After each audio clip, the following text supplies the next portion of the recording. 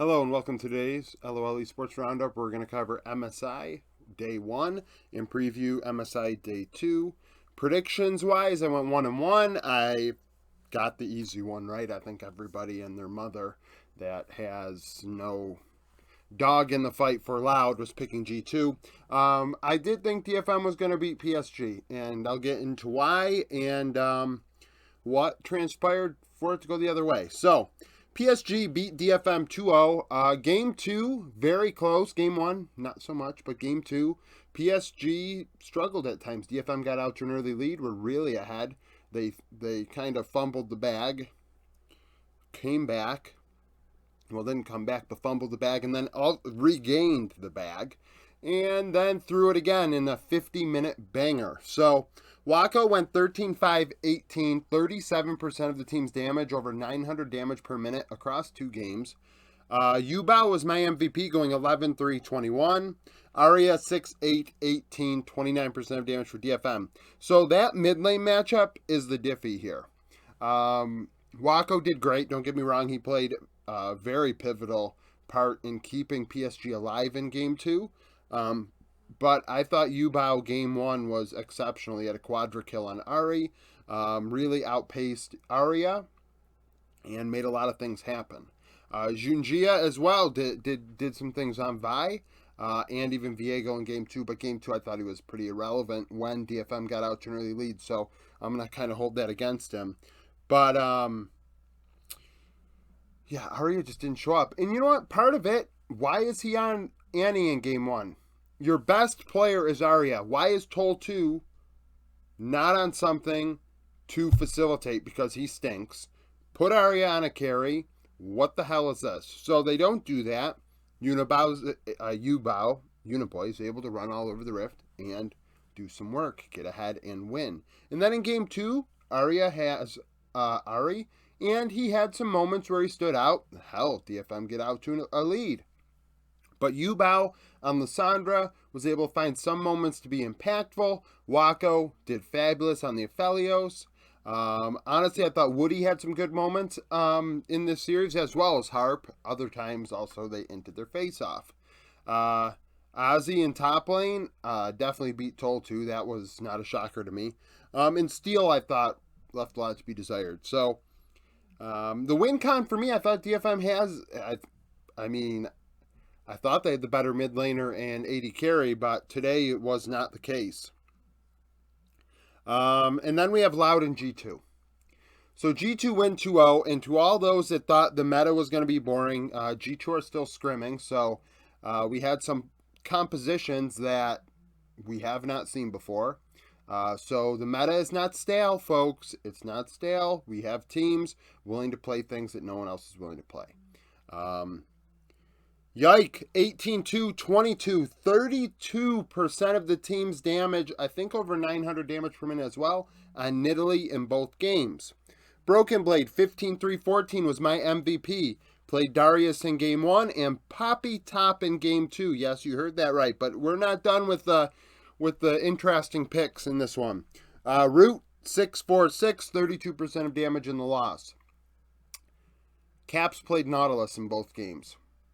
And I've said this going in, he's playing a lot of supportive facilitator champions. Yikes on carries. How long is this going to last? I feel like some people are going to say, oh, wow, look, they can do it. Let's not kid ourselves now. They glorified scrimmed against Loud today, in my personal opinion. They, honestly, borderline disrespectful, to be honest with you. But you've got to pick your spots.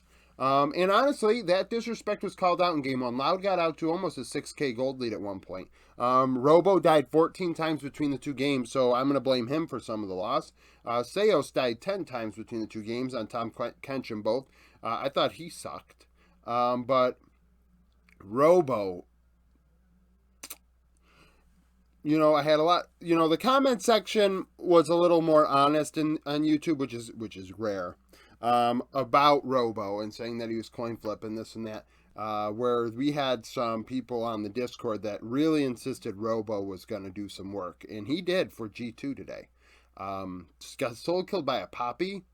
Game 1, and honestly, I think you can make a case for Yike being MVP, as Nidalee was outstanding in both games. Absolutely exceptional.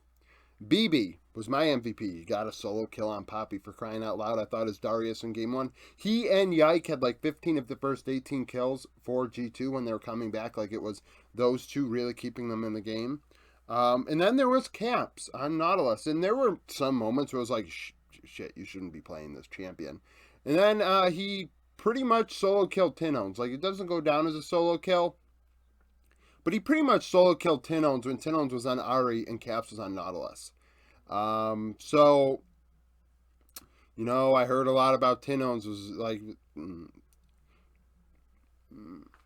I think we all can agree that that's pretty bad. I thought Hans was relatively non-existent. Mickey had some nice moments and then kind of went in on Rel and just kept throwing himself in there, and sometimes it worked, sometimes it didn't.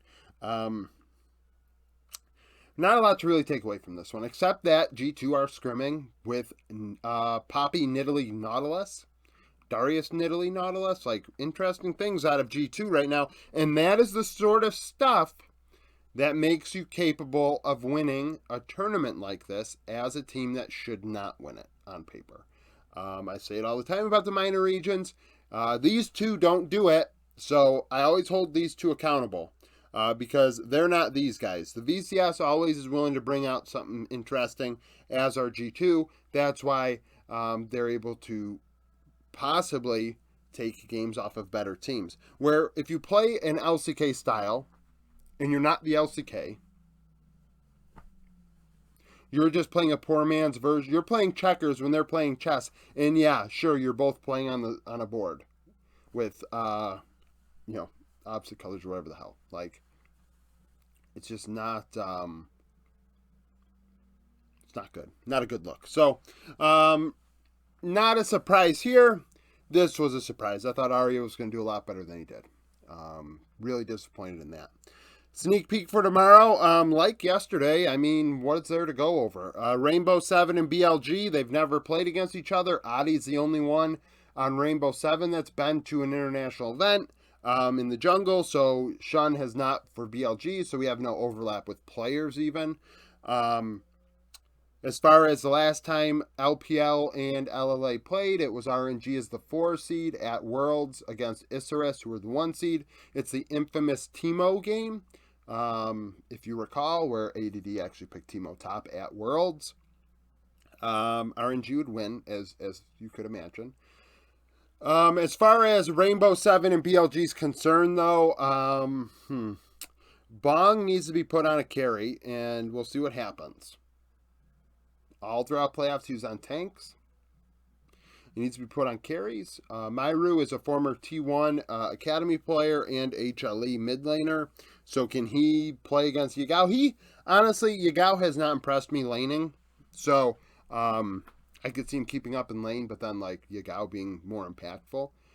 This one, Rainbow 7's bot lane is downright dog, so similar to this situation. And then we have this. This is going to be close. GAM Esports from Vietnam against Golden Guardians. Last matchup, they've never played. Golden Guardians has never been to an international event. As far as players are concerned, Licorice.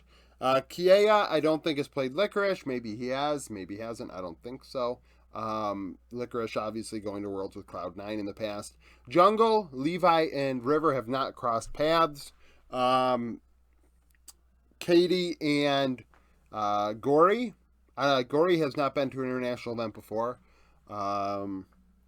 Stick saying who he have not been to an international event since 2017. I don't know if Zin maybe had been there. Style I don't think has. So not really much to go off of here. The last time LCS and VCS played against each other was at MSI 2022, where EG would beat Saigon Buffalo both times. EG was the 1 seed in the Rumble stage, and Saigon Buffalo were the Vietnamese 2 seed, so keep that in mind. That was a different situation than what is actually the opposite, GAM being the 1 seed, Golden Guardians being the 2 in this case. And like I said above about G2 picking interesting champions and giving themselves a possible advantage. If GAM do that, I could see a world. There is a world where they beat Golden Guardians.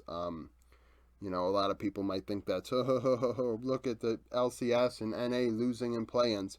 And most of them are from Europe, those people. And it's funny because Mad Lions, you know, I mean, that kind of speaks for itself, right? So that's the deal. 1-1 so far. If you liked the video, like it, subscribe to the channel for daily League of Legends content. Follow me on Twitter, join the Discord, become a YouTube supporter, and thank you for watching.